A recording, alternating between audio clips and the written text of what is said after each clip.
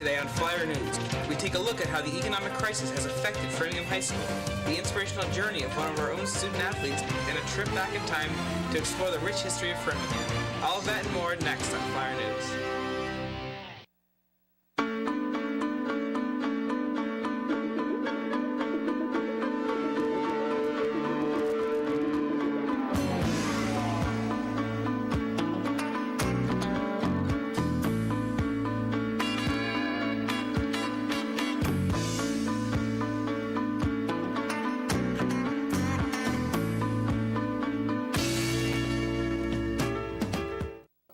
Good morning, Framingham High School, and welcome to another full-fledged edition of Flyer News. Today is Friday, February 13th, 2009. I'm Gethin Coolbaugh. And I'm Anamika Roy. We have a full show in store for you today, so let's get going. That's right, so let's take a look at today's top stories. As the economy has continued to spiral out of control, we've seen one industry after another receive devastating blows to their financial welfare, and Framingham High School is no exception.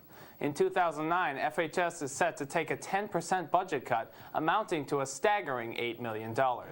But that prompts the question, how will Framingham High manage such budget cuts? With an in-depth look at the high school budget, here's Flyer News correspondents Noah Lynn and Maria Rushi. Everyone is aware of the dire state of our economy, but not everyone realizes just how close to home it hits. Framingham Public Schools will be forced to remove between 5 and 10% of their budget, cutting around $8 million from their funds. This only comes in addition to rising fees that students are already paying, such as increases in bus and lunch fees, as well as athletic costs. At the beginning of the 2007-2008 school year, not much seemed to have changed. But when students arrived in the cafeteria for lunch, they noticed a 50-cent increase, bringing prices up from $2 to $2.50.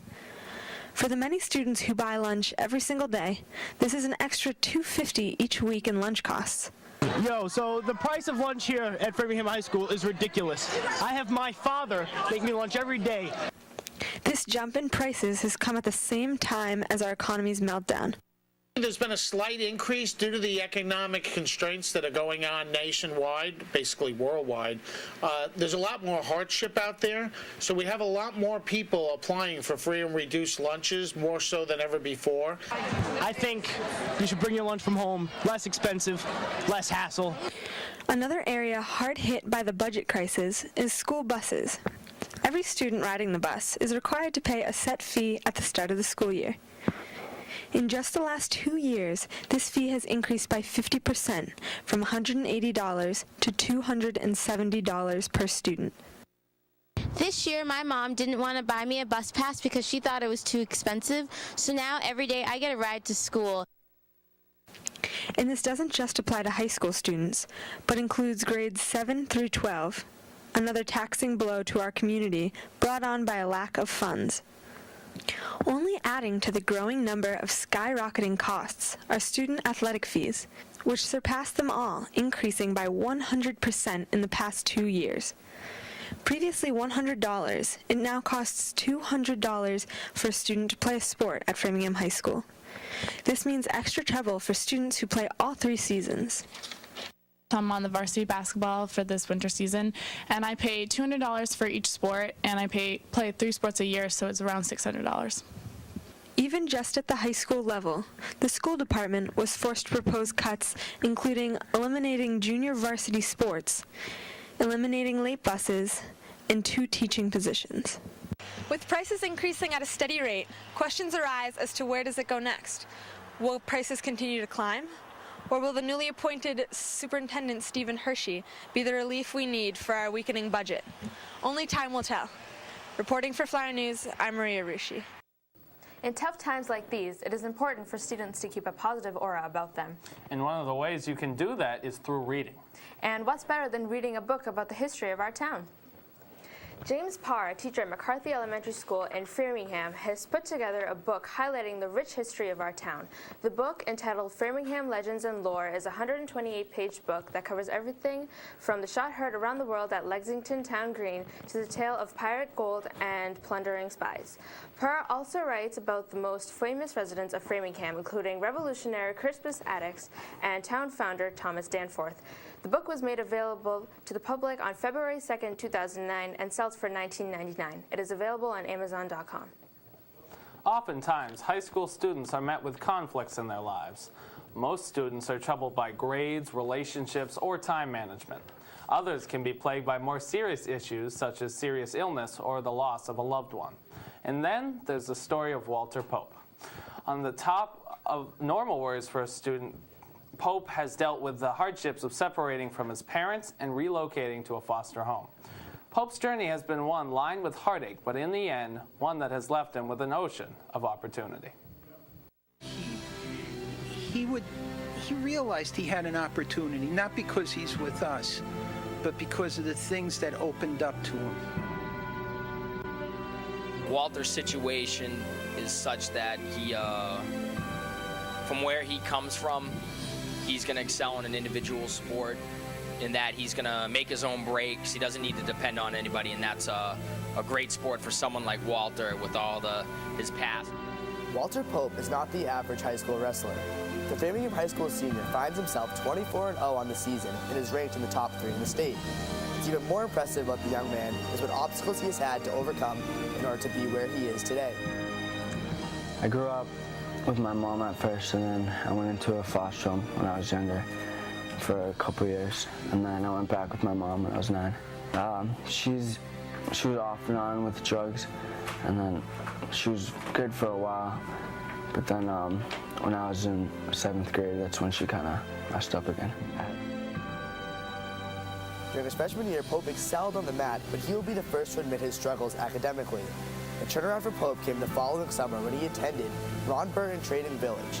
At the camp, Pope learned the true meaning of hard work and where it can take him. It's basically a training camp, and they push you in everything. You wake up and run 7 miles 5 days a week, and they just challenge you, like, in so many ways. That really, I think, made him realize how important his schoolwork was and how important studying was. But it also increased his faith in God, and that's a big, that's something that really keeps him going and helps him, gives him strength. His dream of the Naval Academy came about when he was able to hear the story of one of the Academy's graduates, David Alexander. Alexander grew up in a single-parent household and wanted better for himself, something Pope could relate to.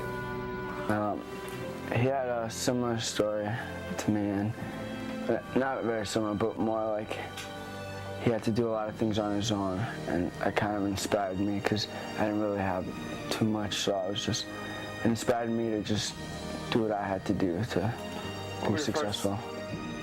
From there, Pope excelled and became an honor roll student.